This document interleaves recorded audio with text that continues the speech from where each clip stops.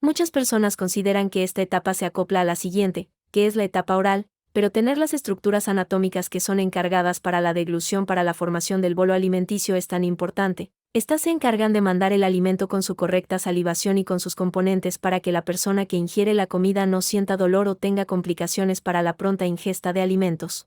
Estas estructuras comprenden el macizo craneofacial, sus músculos y articulaciones.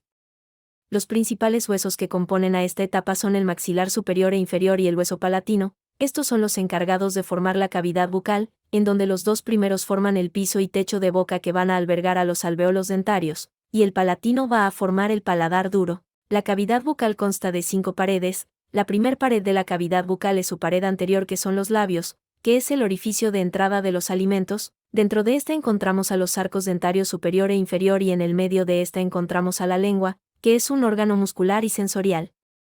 El músculo que rodea los labios es el músculo orbicular de la boca, que es el único músculo encargado de cerrar la boca. Las inervaciones que posee son motores que provienen del nervio facial 7 y sensitivos que provienen del nervio maxilar o mandibular. Las mejillas son la pared lateral de la cavidad bucal que corresponde al vestíbulo bucal, que es móvil. Su capa muscular está constituida por el músculo cuadrilátero buccinador, que está insertado en la banda tendinosa del pterigomandibular y por adelante se une al músculo orbicular de la boca, y también está unido tanto por arriba como por debajo de los bordes alveolares maxilar y mandibular. Este músculo está inervado por el nervio facial 7. En este plano muscular también podemos encontrar a pequeñas glándulas salivales, que suelen encontrarse al lado de los conductos parotídeos. Estas glándulas se suelen encontrar por encima de los molares superiores, y también encontramos dos que son las sublinguales, que se abren en el piso de boca cerca del frenillo lingual. La pared superior de la cavidad bucal es el paladar duro, que está formado por la apófisis palatina, los dos huesos del maxilar y por las láminas horizontales de los dos huesos palatinos.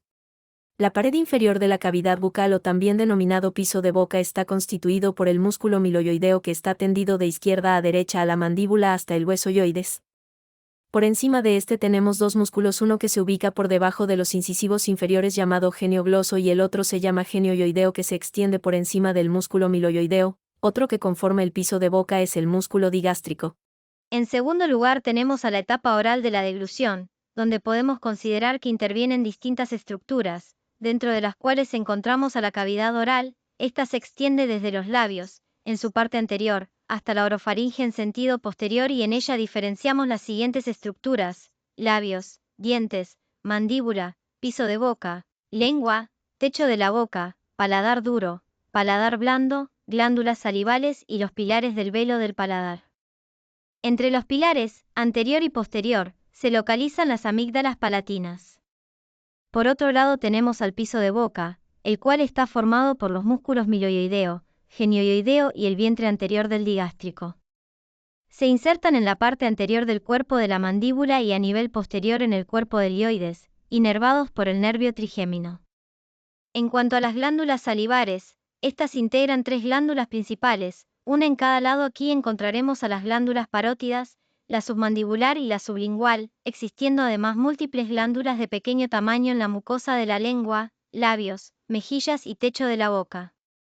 Como parte del proceso de esta etapa, en primer lugar el paladar blando se va a mover en dirección craneal y posterior, donde el vértice de la lengua realiza movimientos hacia arriba y el dorso se cae, creando un surco en el tercio medio lingual, permitiendo el transporte del elemento a ser deglutido. Además, se presenta una leve contracción de los músculos labiales, donde los labios toman contacto y los incisivos se aproximan. Posteriormente, se presentan movimientos linguales ondulatorios que se producen por contracción del músculo miloioideo, quien gatilla el proceso de deglución. Es así como la lengua se eleva contra el paladar duro, haciendo que el bolo se deslice hacia atrás, donde después la base de la lengua se mueve hacia arriba y atrás, empujando el bolo hacia la faringe. El istmo de las fauces continúa cerrado por el paladar blando, hasta que una cierta presión ejercida por el bolo alcanza a estimular a los receptores sensoriales ubicados sobre los pilares anteriores del velo del paladar. Este estímulo viaja hasta los centros de deglución, ubicados en el tronco encefálico, y estos ordenan el ascenso del velo del paladar, finalizando así la etapa voluntaria. Esta etapa dura aproximadamente 1 segundo y se desarrolla en el espacio de D'Andes, entre el dorso de la lengua y debajo del paladar duro y blando.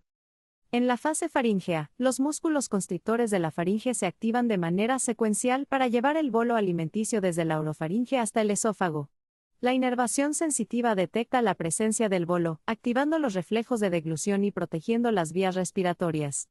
La epiglotis se inclina para cubrir la entrada de la laringe y evitar la aspiración, mientras que el esfínter esofágico superior se relaja para permitir el paso del bolo hacia el esófago. Estructura de la faringe. La nasofaringe se encuentra detrás de la cavidad nasal y se relaciona principalmente con la respiración, pues permite el paso del aire desde la nariz hacia la garganta.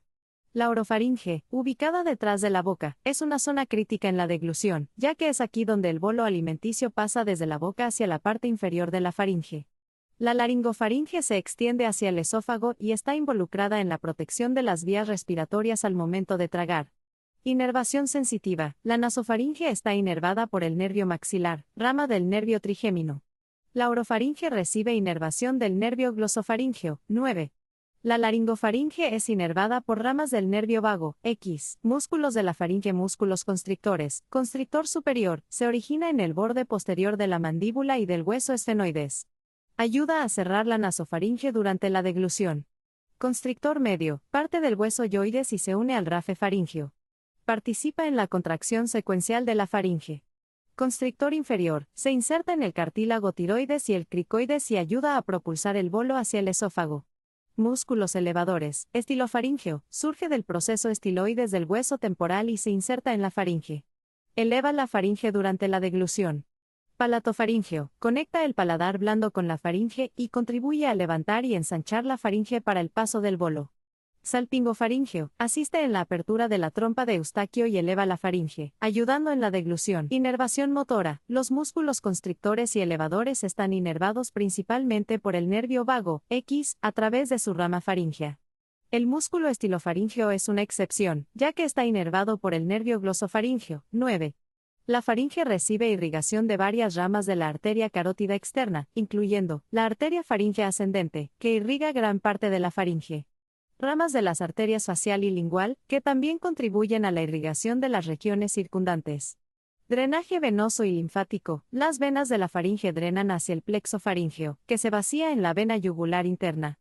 Los ganglios linfáticos profundos del cuello y los ganglios retrofaringeos reciben linfa de la faringe, importante para la respuesta inmunológica. En esta fase final de la deglución, el objetivo es el transporte del bolo alimenticio o líquido desde el esófago hasta el estómago, a través de movimientos peristálticos que lo empujan hacia abajo. Es completamente involuntaria y depende de la coordinación entre los músculos del esófago y los sistemas nerviosos que regulan la motilidad esofágica. Se refiere a los movimientos coordinados del esófago que permiten el transporte de alimentos y líquidos desde la boca hacia el estómago. El esófago es un conducto muy alargado de forma cilíndrica, muscular, tapizado por mucosa, que une la faringe con el estómago. Y se dice que mide medialmente de 25 a 30 cm en un adulto, lo cual puede variar según la posición de la cabeza. Se ubica en el borde inferior del músculo constrictor de la faringe, situado frente al borde inferior del cartílago cricoides, a nivel de las 6 grados o de las 7 grados vértebra cervical. Durante la deglución, la etapa esofágica comienza en el punto de unión entre la hipofaringe y el esófago, el esfínter esofágico superior. Una vez que el bolo alimenticio ha llegado a este EES, este se relaja para permitir su paso al esófago. Los movimientos que comenzaron en la faringe, por parte de los músculos constrictores de la faringe, continúan en el esófago, generando lo que se denomina ondas peristálticas primarias. Estas son contracciones musculares rítmicas y coordinadas que empujan el bolo hacia abajo a lo largo del esófago, ayudadas también por la gravedad. Estas ondas hacen que el bolo llegue al esfínter esofágico inferior en un tiempo que oscila entre 5 y 8 segundos. Cuando las ondas peristálticas alcanzan el extremo inferior del esófago, estas producen una onda de relajación en el estómago, preparando al órgano para recibir el bolo. Este proceso se conoce como relajación receptiva, y es lo que provoca la apertura del esfínter esofágico inferior, permitiendo que el bolo pase al estómago.